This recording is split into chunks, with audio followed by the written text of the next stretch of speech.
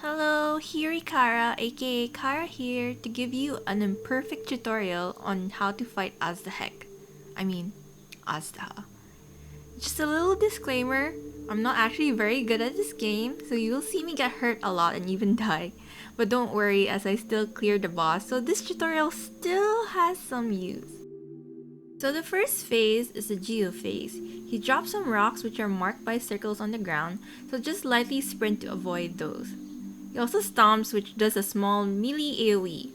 They shouldn't hurt that much as long as you have your shields up, so make sure to keep those shields up when you have melee characters in your co-op party or when you are soloing with melee characters.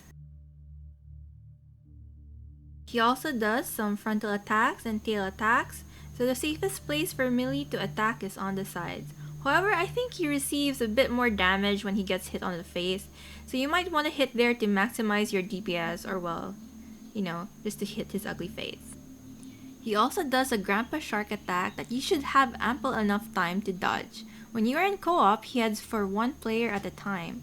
However, in solo, you are the only bait, so run away, do.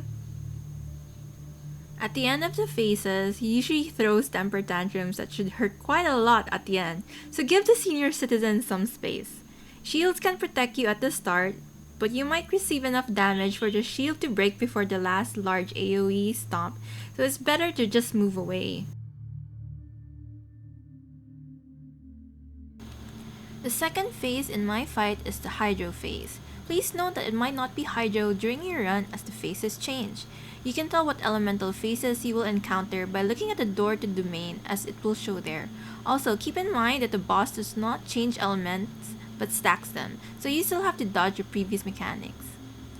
So the main mechanic in the Hydro Phase are the bubble rings.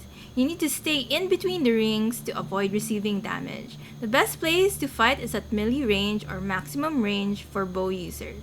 There are also water attacks that may appear under you, and definitely will if you are soloing, so just dodge as necessary while screaming, "If you didn't like it, Azhdaha, you shouldn't have put rings on it," because he interrupted your DPS.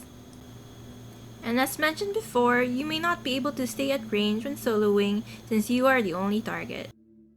So the next phase in my fight is the Electro Phase. I've had the Geo and Hydro phases before, so I still need to think about those mechanics. The main mechanic in the Electro Phase is the pizza pie attack. Pay attention to the slices and go to the unlit slice. You should be able to take a bite in between those pie attacks, so go whack that pineapple on your pizza. And as usual, there is also an attack that targets a single player, so dodge if it's targeting you, which is a 100% probability rate when you are soloing.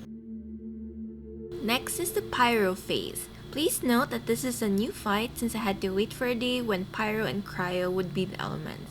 The Geo Phase still goes first though. In the Pyro Phase, we have random popping pimples. You will see the element marker on the ground, but unlike the other phases, you can't just dodge and come back since it will leave behind a burning puddle. Don't step on the acne, and again, dodge a single target attack.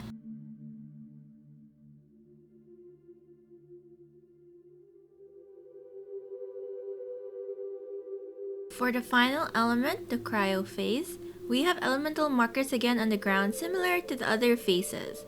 Dodge these cryo AoEs and hit the exposed tail when you can. There is also a targeted attack, so dodge those ice babies.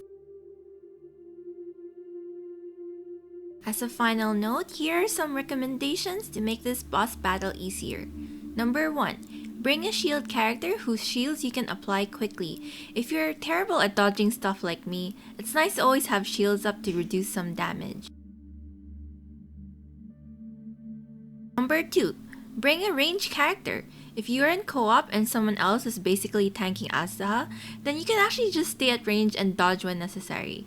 You're going to want to come closer for the Electro Phase though, to move easier between the pie slices.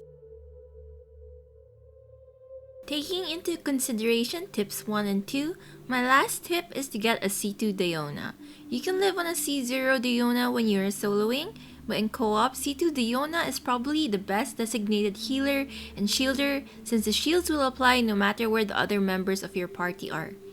Equip your C2 Diona with Sacrificial Bow, for a chance to end the skill CD, equip her with HP and energy recharge artifacts, and you'll practically be keeping shields up the whole time. And that's it! Hope this helps your weekly boss fight and hope to see you in the world of Teyvat.